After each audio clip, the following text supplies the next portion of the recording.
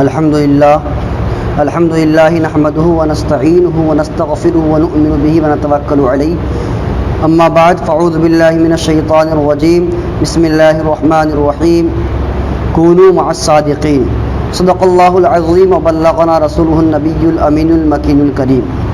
ایک مرتبہ نذران محبت پیش کرے اور پڑھے بآواز بلند صلی اللہ علیہ نبی الامین وآلہ صلاۃ وسلام دائما علیک یا رسول اللہ صلی اللہ تعالی علیہ وآلہ وسلم۔ کس تعلق سے گفتگو ہو رہی تھی؟ قبر پر اذان دینے کے تعلق سے۔ تو اس کے ثبوت میں جو ہے وہ گفتگو ہو چکی ہے، یعنی کہ اذان دینا قبر پہ جو ہے بلا شبہ درست ہے، اس تعلق سے گفتگو ہو چکی ہے۔ اب جو ہے گفتگو ہوگی وہ یہ کہ ان کا اعتراض کیا ہے، وہابیوں کا اعتراض اور پھر ان کا جواب، اس کے تعلق سے گفتگو ہوگی۔ کہہ رہے ہیں کہ اذان قبر پر اعتراضات و جوابات۔ اس مسئلہ میں مخالفین کی حسب ذیل اعتراضات ہیں، انشاءاللہ اس کے علاوہ اور نہ ملیں گے، یعنی جو اعتراض وہ کرتے ہیں وہ یہاں ذکر ہے، اس کے علاوہ اور کوئی اعتراض وہ نہیں کرتا ہے۔ سب سے پہلے ان کا اعتراض کیا ہوتا ہے کہ دیکھو قبر پر اذان دینا بدعت ہے۔ کیا ہے؟ بدعت ہے، کیونکہ حضور صلی اللہ علیہ وسلم کے زمانہ میں نہ ہوا، اور ہر بدعت حرام، لہٰذا یہ بھی حرام، قبر پہ اذان دینا کیا ہے؟ حرام، حضور علیہ الصلوۃ والسلام سے ثابت نہیں، یعنی کہ وہ یہی کہتا ہے کہ قبر پہ اذان دینا کیا ہے؟ بدعت ہے۔ کیا ہے؟ بدعت ہے، کیونکہ یہ حضور کے زمانے میں نہیں ہوا، اور ہر بدعت جو حرام ہے لہٰذا قبر پہ اذان دینا جو ہے یہ حرام ہے۔ یہ ان کا اعتراض ہوا۔ اب جواب کیا ہے؟ کہہ رہے ہیں دیکھیے کہ پہلے باب میں ثابت کر چکے ہیں کہ بعد دفن ذکر اللہ، تسبیح و تکبیر حضور علیہ الصلوۃ والسلام سے ثابت ہے، اور جس کی اصل ثابت ہو وہ سنت ہے، اس پر زیادتی کرنا منع نہیں۔ یعنی جو پہلے گفتگو ہوئی ہے اس کے اندر یہ بات واضح طور پر بیان کیا گیا کہ قبر پہ اذان دینا کیا ہے؟ سنت ہے۔ اب دیکھیے فتاوی شامی کے اندر موجود ہے، اس کے اندر ذکر کیا گیا ہے کہ نبی کونین صلی اللہ تعالی علیہ وسلم نے جو ہے تلقین فرمائی۔ کیا ہے؟ تلقین کرنے کا حکم دیا کہ مردے کو تلقین کرو، اس کا نبی نے حکم دیا، یعنی انہیں سکھاؤ، اس کا نبی نے حکم دیا۔ کس طور؟ فیقول، تو حدیث شریف کا جملہ ہے، نبی فرماتے فیقول، تو کوئی شخص جو ہے وہ مردے کے قریب کھڑے ہو کر، قبر کے قریب کھڑے ہو کر کیا کہے کہ اے فلاں کے بیٹے فلاں، اس دین کو یاد کر جس دین پر تو تھا، جس دن پر تو تھا۔ تو اب یہاں پہ دیکھو تلقین کے لیے نبی نے حکم دیا کہ مردے کو سکھاؤ، اور جو ہم اذان دیتے ہیں اس کے ذریعے جو ہے مردے کو تلقین دی جاتی ہے، کیونکہ اذان کے اندر تینوں سوالات کے جوابات موجود ہیں، تو اس کے ذریعے ہم تلقین کرتے ہیں، اور نبی نے تلقین کا حکم دیا ہے۔ تو اس سے تو یہ بات ثابت ہوئی جو پہلے بیان کیا جا چکا ہے۔ اس کے علاوہ جو ہے دوسرے مقام پر حدیث شریف کے اندر آتا ہے کہ ذکر الہی سے جو ہے میت کو سکون ملتا ہے، راحت ملتی ہے، اسے انس حاصل ہوتی ہے، یہ حدیث شریف کا جملہ ہے۔ تو جب ذکر الہی سے انس حاصل ہوتی ہے میت کو، تو اب دیکھیں کہ اذان ذکر الہی ہے کہ نہیں۔ یہ ذکر الہی تو ہے ہی ہے، پھر حدیث شریف کے اندر ہے کہ ذکر الہی سے میت کو انس حاصل ہوتی ہے، تو اس سے بھی بات واضح ہو گئی کہ ذکر اللہ جو ہے کرنا درست ہے، اذان کیا ہے؟ ذکر اللہ ہے، یہ بات ہوئی۔ اب اس کے علاوہ جو ہے امام احمد و طبرانی و بیہقی نے حضرت جابر رضی اللہ تعالیٰ عنہ سے روایت کیا ہے کہ حضرت سعد ابن معاذ رضی اللہ تعالیٰ عنہ کا انتقال ہو گیا۔ ان کے وفات کے بعد جو ہے سبح النبی صلی اللہ علیہ وسلم ثم کبر وکبر الناس قالوا یا رسول اللہ لما سبحت؟ قال لقد تضايق على هذا الرجل الصالح قبره وقد حتى فرج اللہ تعالی عنہ۔ یعنی حدیث شریف کا جملہ ہے کہ سبح النبی صلی اللہ علیہ وسلم، موت کے بعد حضرت سعد ابن معاذ کی وفات کے بعد جو ہے نبی کونین صلی اللہ تعالی علیہ وسلم نے سبحان اللہ فرمایا قبر پر، پھر ثم کبرا، پھر اللہ اکبر آپ نے فرمایا، پھر اس کے بعد وکبر الناس، اور لوگوں نے جو ہے دیگر لوگوں نے اللہ اکبر کی صدا بلند کی قبر کے پاس، دیگر لوگ یعنی صحابہ کرام رضی اللہ تعالی عنہم اجمعین۔ پھر اس کے بعد کیا آتا ہے حدیث شریف کے اندر، قالوا یا رسول اللہ، تو صحابہ کرام نے عرض کیا یا رسول اللہ صلی اللہ علیہ وسلم لما سبحتا، آپ نے تسبیح و تکبیر کیوں فرمائی، کیوں ایسا آپ نے کیا؟ تو اس کے بعد قال، نبی ارشاد فرماتے لقد تضايق على هذا الرجل الصالح، کہ اس نیک بندے پر جو ہے قبر تنگ ہو گئی تھی، قبر جو ہے قبر کی وسعت کم ہو گئی تھی۔ تو پھر اس کے بعد نبی فرماتے ہیں کہ جب قبرہ حتی فرج اللہ تعالی، جب ہم لوگوں نے اللہ اکبر کی صدا بلند کی، اور تم لوگوں نے اے صحابہ تم لوگوں نے صدا بلند کی، تو اس کی برکت سے جو ہے قبر کشادہ ہو گیا، قبر کیا ہوا؟ کشادہ ہو گیا۔ اب دیکھیے کہ اللہ کے رسول صلی اللہ علیہ وسلم نے اس عمل کو کیا کہ نہیں کیا؟ قبر کے پاس آپ نے سبحان اللہ فرمایا، قبر کے پاس آپ نے اللہ اکبر کہا، صحابہ کرام نے کہا، لہٰذا اس سے یہ اور جو اذان ہے اس کے اندر اللہ اکبر کا ذکر ہے کہ نہیں؟ بلا شبہ ذکر ہے اس کے اندر۔ تو جب اس سنت سے ثابت ہو گیا کہ قبر کے پاس اللہ اکبر کہنا یہ درست ہے، نبی نے کیا، صحابہ نے کیا، تو اگر ہم اذان دیں تو اس میں کون سی قباحت کی بات ہے؟ تو ایک تو یہ بیان کر چکے ہیں کہ بعد دفن ذکر اللہ کا ذکر، تسبیح و تکبیر جو ہے حضور صلی اللہ علیہ وسلم سے ثابت ہے، اور جس کی اصل ثابت ہو تو اس کی اصل کیا ہے؟ ثابت ہے، وہ سنت ہے، تو اس پر زیادتی کرنا منع نہیں۔ اگر ہم اس پر یہ کہ شریعت کے دائرے میں ہو کر اس پر زیادتی کر رہے ہیں تو یہ منع نہیں۔ دیکھیے فقہا فرماتے ہیں کہ حج میں تلبیہ کے جو الفاظ احادیث سے منقول ہیں، جو ہم حاجی حج کرنے جاتے ہیں بلند آواز سے کہتے ہیں لبیک اللہم لبیک لبیک لا شریک لک لبیک ان الحمد والنعمت لک والملک لا شریک لک، تو یہ جو تلبیہ ہے فقہا فرماتے ہیں کہ اس کے اندر کمی کرنا درست نہیں، کمی کرنا درست نہیں، اگر کچھ بڑھا دیے تو جائز ہے، یہ فقہا فرماتے ہیں، ہدایہ وغیرہ کے اندر موجود ہے۔ تو اسی طریقے سے اگر ہم نبی نے تکبیر کیا، اللہ اکبر اللہ اکبر صدا بلند کی، اور اسی کی میں کیا ہے اذان کی شکل میں جو ہے مردے کے پاس اذان دے رہے ہیں، تو اس میں کون سی قباحت؟ ہم نے تو کمی تو کی نہیں بلکہ اس سے زیادتی ہی کی، اور یہ کہ زیادتی کرنا منع نہیں ہے۔ یہ جواب۔ اب آگے دیکھیں، لہذا یہ سنت سے ثابت ہے۔ اب کہہ رہے تھے یہ بات، تو ان کا یہ اعتراض تھا کہ یہ جو ہے بدعت جو ہے یہ حضور صلی اللہ علیہ وسلم سے یہ چیز ثابت نہیں، تو اس کے تعلق سے جواب ہو گیا کہ حضور سے یہ چیز ثابت ہے۔ اب ان کا یہ کہنا کہ یہ چیز بدعت ہے بدعت ہے بدعت ہے، اس کا رٹ لگانا، تو یہ جواب دیتے ہیں اور اگر بدعت بھی ہو تو حسنہ ہے، اچھی بدعت ہے۔ اس سے پہلے کئی مرتبہ یہ گفتگو ہو چکی ہے کہ بدعت کسے کہتے ہیں۔ اگر کوئی کہتا ہے کہ بدعت یہ چیز بدعت ہے یہ چیز بدعت ہے، تو فوراً اس سے یہ کہا جائے گا، مطالبہ کیا جائے گا کہ بدعت کسے کہتے ہیں، بدعت کسے کہتے ہیں؟ تو وہ کہے گا کہ جو حضور کے زمانے میں نہ ہو کیا ہے؟ بدعت ہے۔ تو آپ فوراً پلٹ کر سب سے پہلے تو یہ پوچھیں کیا تم جو ہے حضور کے زمانے میں تھے؟ حضور کے زمانے میں تم تھے؟ تو فوراً کہے گا ہم تو نہیں تھے۔ سب سے بڑے بدعتی تو تم ہی ہوئے کیونکہ تم حضور کے زمانے میں نہ تھے۔ اس کے علاوہ جو ہے جتنی بھی چیزیں اس دور میں پائی جاتی ہیں وہ ساری چیزیں جو دیکھی جائے تو حضور کے زمانے کی نہیں ہے۔ آپ سڑک دیکھ لیں، پکی مساجد دیکھ لیں، اس کے علاوہ قرآن شریف میں زبر زیر لگا ہوا وہ دیکھ لیں، بخاری شریف جو اس صورت میں موجود ہے وہ آپ دیکھ لیں، یہ ساری چیزیں حضور کے زمانے کی نہیں ہے۔ تو اگر تم یہاں بدعت کہہ رہے ہو، اذان دینا بدعت ہے، حضور کے زمانے یہ چیز نہیں تھی، اس کی بنیاد پر یہ کہہ رہے ہو کہ یہ حرام ہے، تو اگر یہی قاعدہ یہاں فٹ کر رہے ہو تو یہی قاعدہ ہر جگہ متعین کرو کہ جو تم اپنے دارالعلوم دیوبند میں ہر سال جو ہے امتحان کرواتے ہو، جلسہ کرواتے ہو، اس کے علاوہ کتابیں چھپواتے ہو، تو وہاں پر یہ چیز تمہیں نظر نہیں آ رہی، لیکن جہاں پہ ذکر اللہ و اللہ کا ذکر ہو وہاں پہ تمہیں وہ چیز حرام نظر آتی ہے۔ تو بتانے کا مقصد یہ ہے کہ بدعت کی جو ہے کئی قسمیں، لیکن 3 جو اہم قسمیں ہیں وہ آپ یاد رکھیں، کیا؟ بدعت حسنہ، بدعت سیئہ، بدعت مباحہ۔ بدعت حسنہ وہ بدعت ہے جو قرآن و حدیث کے مطابق ہو، یعنی حضور کے زمانے میں تو نہ ہو لیکن قرآن و حدیث کے مطابق ہو. ایسے قرآن شریف پر جو ہے زبر زیر لگوانا، کیا زبر زیر جو لگا ہوا ہے وہ بدعت ہے لیکن بدعت حسنہ ہے. بخاری شریف چھپوانا، قرآن شریف اچھے صفحات میں چھپوانا، یہ بدعت ہے لیکن بدعت حسنہ ہے.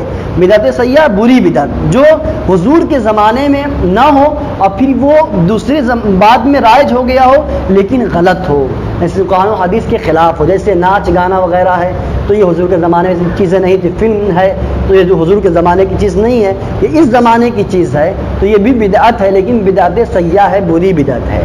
بدعت مباحہ وہ بدعت ہے جس کا کرنا نہ کرنا نہ کوئی ثواب ہو نہ عذاب. اگر انسان چاہے یہاں سے لکھنؤ اسٹیشن جانا چاہے تو پیدل بھی جا سکتا ہے، بائک سے بھی جا سکتا ہے، سواری سے بھی جا سکتا ہے، جس طریقے سے چاہے وہ جا سکتا ہے. تو یہ کام کرنا نہ ثواب ہے نہ گناہ ہے. تو یہ تین صورتیں جو ہے ذہن میں ہو تو وہی کہہ رہے ہیں کہ اگر بدعت مان بھی لیا جائے تو بدعت جو ہوگی وہ کون سی بدعت ہوگی؟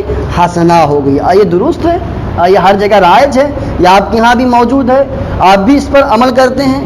تو اور دوسری بات یہ کہ فتاوی رشیدیہ جلد اول کتاب البدعات صفحہ نمبر جو ہے 89 پر ہے کہ کسی نے دیوبندیوں کے سردار رشید احمد صاحب سے پوچھا کہ کسی مصیبت کے وقت بخاری شریف کا ختم کرنا قرون ثلاثہ سے ثابت ہے یا نہیں اور بدعت ہے یا نہیں. یعنی جو ہم بخاری شریف ختم کرتے ہیں پھر اس موقع پر ہم جو ہے دعا کرتے ہیں آخری حدیث شریف پڑھ کر، یہ اس کا اہتمام کرتے ہیں تو کیا یہ قرون ثلاثہ سے ثابت ہے یا نہیں؟ قرون ثلاثہ یعنی حضور کے زمانہ کو، صحابہ کے زمانہ کو، تابعین کے زمانہ کو قرون ثلاثہ کہتے ہیں. کیا کہتے ہیں؟ یہ قرن اول، قرن دوم، قرن سوم، ان کا مجموعہ قرون ثلاثہ ہوا. تو بخاری شریف کا ایسا کرنا، ایسا عمل کرنا کیا قرون ثلاثہ ثابت ہے یا نہیں ثابت ہے؟ کس سے سوال کیا گیا؟ کس سے سوال کیا گیا؟ رشید احمد سے. ٹھیک ہے. اب کیا آگے سوال کیا گیا بدعت ہے یا نہیں؟ جواب کیا دیتا ہے دیکھیے، یہ قرون ثلاثہ میں بخاری تالیف نہیں ہوئی تھی. بخاری جو جس شکل میں موجود ہے کیونکہ حضرت امام بخاری رحمۃ اللہ علیہ کی پیدائش کی تاریخی جو ہے وہ 194 ہجری ہے، 194 ہجری ہے. تو جب اس وقت جو ہے نبی کے زمانے میں امام بخاری ہی نہیں تھے تو جس شکل میں بخاری شریف موجود ہے یعنی کتاب باندھا گیا، باب باندھا گیا، حدیثیں تو تھی لیکن اس صورت میں نہیں تھی. تو اب جب نہیں تو کیا جواب دیتا ہے؟ قرون ثلاثہ میں بخاری تالیف نہیں ہوئی تھی مگر اس کا ختم درست ہے. کیا کہتا ہے رشید احمد؟ کیا کہتا ہے کہ اس کا ختم درست ہے کہ ذکر خیر کے بعد دعا قبول ہوتی ہے. اب اس کو یہاں پہ یہ بدعت ہے، یہاں ذکر خیر نظر آ رہی ہے اور جو ہم کر رہے ہیں وہ ذکر خیر. اس کو بات یہ ہے کہ جہاں اپنے فائدے مند کی چیز ہے وہاں وہ لے لیتا ہے اور جہاں فائدہ نہیں ہے لوگوں کو گمراہ کرنا ہے تو طرح طرح کے حربے استعمال کر کے ان لوگوں کو گمراہ کرنا چاہتا ہے. اس کی اصل شرع سے ثابت ہے، بدعت نہیں کہتا. اس کی اصل کیا ہے؟ وہ شرع سے ثابت ہے، شریعت سے ثابت ہے، بدعت نہیں. اب کہتا ہے بدعت بھی. اب دیکھیے اسی کتاب میں فتاوی رشیدیہ میں صفحہ نمبر 88 پر ہے کہ کھانا تاریخ معین پر کھلانا بدعت ہے اگرچہ ثواب پہنچے گا. اگرچہ ثواب پہنچے گا، بدعت بھی کہہ رہا ہے اور کہہ رہا ہے ثواب پہنچے گا اگرچہ. کہیے جناب یہ ختم بخاری اور برسی کی فاتحہ پر ثواب کیوں ہو رہا ہے؟ یہ تو بدعت ہے اور بدعت تمہارے نزدیک حرام ہے. جب حرام ہے تو ختم بخاری کے پر اجلاس متعین کرنا اور برسی پر فاتحہ کرنا، پھر ثواب اس کا فاتحہ ان کا متعین کرنا تاریخ وغیرہ اور اس کا ثواب پہنچنا تمہارے نزدیک وہ درست ہے. تو یہ بدعت ہے اور ہر بدعت حرام ہے تو یہاں کیوں نہیں تمہیں حرام نظر آ رہا ہے؟ تو پتہ چلا کہ دیوبندی بولتا ہے مگر سمجھتا نہیں ہے. تو یہ مسئلہ ہے. اب دیکھیے دوسرا اعتراض چند لمحوں میں سماعت کر لیجئے. دوسرا اعتراض یہ ہے کہ شامی نے باب الاذان میں جہاں اذان کے موقع شمار کیے ہیں، یعنی جو فتاوی شامی کے اندر چند جگہوں پر کیا ہے اذان دینا سنت ہے، جو ذکر کیا گیا پچھلی بحث میں کہ چند موقع پر جو ہے اذان دینا کیا ہے سنت ہے. تو وہاں بھی کہتا ہے دیکھو باب الاذان میں جہاں اذان کے موقع شمار کیے ہیں وہاں اذان قبر کا بھی ذکر فرمایا مگر ساتھ ہی فرمایا لیکن ردہ ابن حجر فی شرح العباب، کہ اس آذان کی ابن حجر نے شرح عباب میں تردید کر دی ہے، یعنی رد کیا ہے۔ معلوم ہوا کہ اذان قبر مردود ہے، یہ درست نہیں ہے، کیونکہ علامہ ابن حجر نے اسے منع فرمایا ہے، اس کی تردید کی ہے۔ اور جو آپ نے فتاوی شامی کی عبارت پیش کی ہے جہاں چند موقعوں پر اذان دینا سنت ہے، وہاں پر جو ہے قبر کے اذان کے تعلق سے بھی گفتگو ہے، لیکن علامہ ابن حجر نے جو ہے وہ رحمۃ اللہ علیہ انہوں نے کیا ہے اس کی تردید فرمائی۔ یہ کون کہتا ہے؟ وہابی کہتا ہے۔ اب اس کا جواب دے کس طریقے سے بس بہکانا چاہتا ہے۔ اب دیکھیے جواب، اولاً تو علامہ ابن حجر شافعی مذہب ہے، علامہ ابن حجر جو ہے شافعی مذہب کے ہیں۔ بہت سے علماء جن میں بعض احناف بھی شامل ہیں فرماتے ہیں کہ آذان قبر سنت ہے، اور امام ابن حجر شافعی اس کی تردید کرتے ہیں۔ تو بتاؤ کہ حنفیوں کو مسئلہ جمہور پر عمل کرنا ہوگا کہ قول شافعی پر؟ پہلا جواب کیا کہ جن کی بات تم پیش کر رہے ہو علامہ ابن حجر رضی اللہ تعالیٰ عنہ، ان کی اگر جو بات پیش کر رہے ہو تو اولاً تو یہ کہ وہ شافعی ہیں۔ وہ کیا ہے؟ شافعی ہیں۔ ہم لوگ کون ہیں؟ ہم تو حنفی ہیں۔ اور کتنے امام ہمارے ہیں؟ 4 امام، لیکن چاروں میں سے کسی ایک کی تقلید کیا ہے؟ ضروری ہے۔ تو ہم کون ہیں؟ حنفی ہیں۔ تو وہ کیا ہوئے؟ شافعی ہوئے، علامہ ابن حجر شافعی ہیں۔ تو وہ شافعی ہوا۔ اس کے علاوہ بعض احناف کہتے ہیں کہ اذان قبر سنت ہے۔ آپ نے احناف کی جو بعض علماء ہیں ان کی بات کو چھوڑ کر جو تمہارے مطلب کی بات نکل رہی ہے، علامہ ابن حجر نے جو فرمایا اس کو لے رہے ہو، اور باقی جتنے احناف ہیں تو وہ شافعی ہیں، اور پھر جتنے احناف ہیں ان کی بات کو چھوڑ رہے ہو۔ تو بتاؤ جمہور پر ہم کو عمل کرنا ہے کہ قول شافعی پر؟ یعنی کہ صرف ایک آدمی کے قول پر کریں گے یا کہ جب 10 25 30 لوگ ہیں اس کی بات پر عمل کریں گے؟ ایک بات تو یہ بتاؤ۔ تو یہاں پتہ یہ چلا کہ وہاں پر ان کے مطلب کی بات ہے، تو ایک کی بات کو لے رہا ہے اور پھر تمام دوسرے حنفی مذاہب کے جتنے علماء ہیں ان کو ترک کر رہا ہے جنہوں نے سنت کہا ہے۔ ایک جواب تو یہ۔ دوسرا جواب کیا ہے کہ امام ابن حجر نے بھی اذان قبر کو منع نہ کیا بلکہ اس کے سنت ہونے کا انکار کیا، یعنی سنت نہیں۔ انہوں نے جو رد کیا ہے کہ ایسا کرنا درست نہیں ہے، انہوں نے کس کی تردید فرمائی؟ سنت کی تردید فرمائی ہے۔ ٹھیک ہے کہ انہوں نے فرمایا کہ یہ سنت نہیں۔ اگر میں کہوں کہ بخاری چھپانا سنت نہیں، بالکل درست ہے۔ اگر انسان کہے کہ بخاری شریف چھپوانا سنت نہیں ہے تو یہ بالکل درست ہے۔ ہم یہ کہیں کہ قرآن شریف جو اچھے اچھے صفحات میں ہے یہ سنت نہیں، بالکل درست ہے۔ اگر ہم یہ کہیں کہ مدارس بنوانا سنت نہیں، بالکل درست ہے، کیونکہ اس کام کو تو حضور نے نہیں کیا۔ اور اسی طریقے سے ہم کہیں کہ اچھی اچھی مدارس یا اچھے اچھے مساجد، یا یہ کہ جو بھی بہت سارے کام ہیں جو حضور نے نہیں کیا، تو اگر ہم یہ کہیں کہ یہ سنت نہیں تو ہمارا کہنا بالکل درست ہے۔ تو اب یہ مطلب نہیں کہ یہ سنت نہیں ہے تو جائز بھی نہیں، یہ تو لازم نہیں آتا ہے۔ ہم نے سنت کا انکار کیا ہے نا، جائز ہونے کا انکار نہیں کیا ہے۔ تو یہ چیز سنت میں تو اس سے لازم نہیں آتا ہے، یہ سنت نہیں تو یہ حرام ہو گیا۔ تو یہ بات کیا پتہ چلے کہ امام علامہ ابن حجر جو ہے انہوں نے سنت کی تردید کی، تو اس سے کہاں لازم آتا ہے کہ انہوں نے سنت کی تردید کی تو یہ چیز حرام ہو گئی یا منع ہو؟ یہ کہاں سے لازم آتا ہے؟ وہاں تو یہ لازم نہیں آ رہا ہے کہ ہم یہ اگر کہیں بخاری شریف چھپوانا سنت نہیں تو بالکل درست ہے، لیکن اس کا یہ بھی لازم نہیں آتا ہے کہ جائز بھی نہیں ہے۔ ٹھیک، تو اس کا دوسرا جواب تو یہ وہی کہہ رہے کہ آگے فرمایا ردہ، اس کی ابن حجر نے تردید کی۔ تو کس چیز کی تردید ہوئی؟ سنت کی تردید ہوئی۔ تو کہتے ہیں ملا جی شامی سمجھنے کے لیے عقل و ایمان کی ضرورت ہے۔ آپ نے تو صرف پیش کر دیا لیکن وہ کیا کہنا چاہتے ہیں وہ آپ نے پیش نہیں کیا۔ تو اگر اس کی تردید بھی ہو تو کس چیز کی تردید ہوگی؟ دوسرا جواب سنت کی تردید ہوگی۔ جو 2 جواب ہو گئے۔ اب تیسرا جواب دیکھیے۔ تیسرے یہ کہ اگر مان بھی لو کہ علامہ ابن حجر علیہ الرحمہ نے خود اذان کی تردید کی، تو کیا کسی عالم کے تردید کرنے سے کراہت یا حرمت ثابت ہو سکتی ہے۔ اگر کوئی عالم کہہ دے کہ یہ چیز ناجائز ہے، یہ چیز حرام ہے، یہ درست نہیں ہے، تو کیا عالم کے کہنے سے یہ چیز درست ہوگی؟ ایسا ہرگز نہیں، بلکہ اس کے لیے دلیل شرعی کی ضرورت ہے۔